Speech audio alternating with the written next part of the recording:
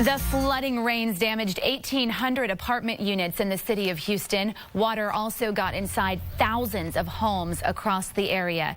8 people drowned in their cars when they drove into high water. In Greens Point, we watched as hundreds of people evacuated their apartments by floating out on air mattresses, inside storage bins, and even in a refrigerator. Some complained they felt abandoned and help wasn't there fast enough. But the mayor defended the city's response. He says first responders were stationed in Greens Point by 4 a.m. and no one was in immediate danger inside their apartments. So how did the city and the county judge respond to the worst flooding since Tropical Storm Allison in 2001? That's our topic this half hour. We want to hear from you on our Fox 26 Facebook page. You can also weigh in on Twitter. Just use the hashtag Fox26forlife. Joining us live in our newsroom is our panel led by our senior legal analyst, Chris Tritico, Democratic media consultant Mustafa Tamiz, and Republican strategist and public policy analyst Jackie Bally. Good morning, everyone. Good morning. So how do you think the city and the county handled this flooding that really no one predicted would be this bad? Right, and so in preparation for this, I called Ray Hunt, the president of the Houston Police Officers, well, let me say this right, Houston Police Officers Union. He's a friend of mine and certainly understands first response and crisis situations. And I called him yesterday and just to get his take on this, and he said to me, you have to understand the nature of a 500-year flood. You can't train for this, you cannot plan for this. And what happens in a situation like this, they had, at shift change, there were officers who were flooded into their homes who could not make it to work. And this is police and fire who could not make it to work. So the officers who were on duty had to stay at work. They had a reduced command staff because of the people who couldn't get to work. He said that no one suffered unduly because they were doing the job that needed to be done. And he praised both the mayor and the county for the work, County Judge Ed Emmett, for the work that they did, all of the constables for the work that they did, and the Houston Police Department, the Sheriff's Department for the work that they did in responding. That the people who were in the apartment complexes were probably the last to be rescued because they weren't the most immediate in danger. And I tend to agree with that. What you can't do, Mustafa, at a time like this is people who are dry, that are in their apartments, you may be, it's hot, it's difficult. We know you're there, but there are people who may drown. We got to go there first. Yeah, and look, I think County Judge Ed Emmett, Mayor Turner, and others did a phenomenal job. Just on Friday, we saw that Mayor Turner made arrangements for those people that were in the Greens Point apartment complex of housing for a week at a local hotel.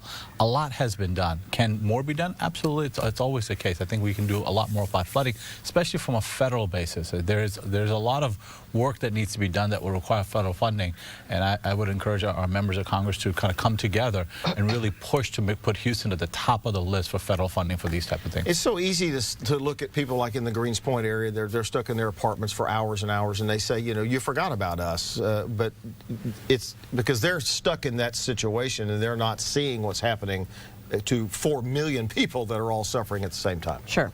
First, I wanted to say thank you to Sally and our producers for playing Prince. I'm wearing purple in honor of Prince, so I really appreciate that.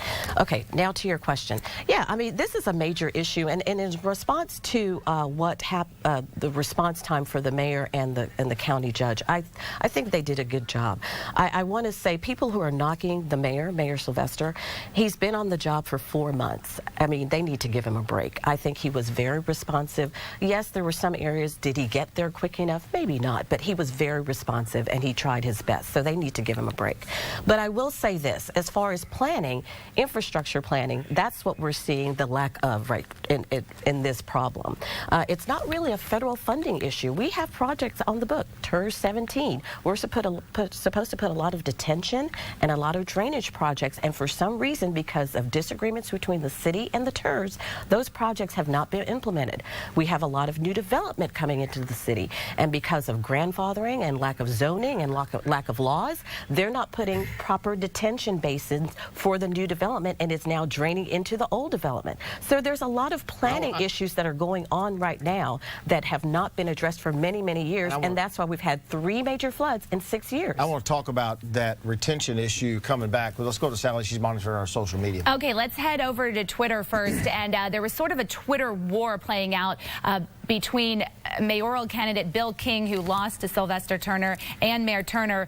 Bill tweeting out, funny how we keep having these 500-year floods every 5 years. Not to worry, though. Rebuild Houston has taken care of our flooding problems. Speaking of that program, Rebuild Houston. And then Mayor Turner said, look, the campaign is over. The total focus should be on meeting the needs of all Houstonians in their moment of crisis. Good for Mayor Turner. First, Rebuild Houston was not Mayor Turner's program. He inherited that, and I agree with Jack. He's been in office for 4 months. Give him a chance to get started on that. But you brought up the retention pond issue and developments, and we got a minute left. But you know, and at one of our roundup breakfasts, it was Ed Emmett who said that drainage is the way it is, and you can't engineer it any better. I completely disagree with him on that.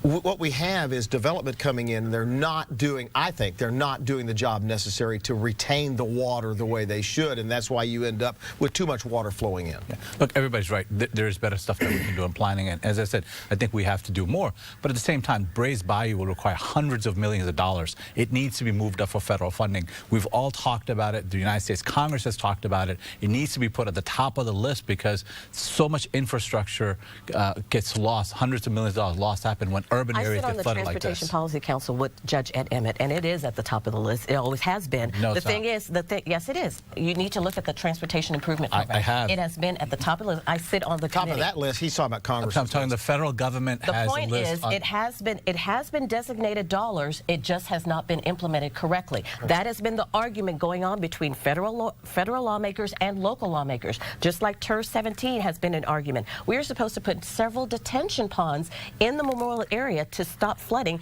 and that has not happened because of disagreement from the two forms of government. All right, we're gonna have to leave it right there. And you know, and there's been a lot of talk, Sally, about the out on the west side with the. Golly, I can't talk today. The water that's being held by the reservoirs out there, and I live out in that area, and those were built to keep the city from flooding. Exactly. And what happens when that happens is I can't get to work, and so you're welcome.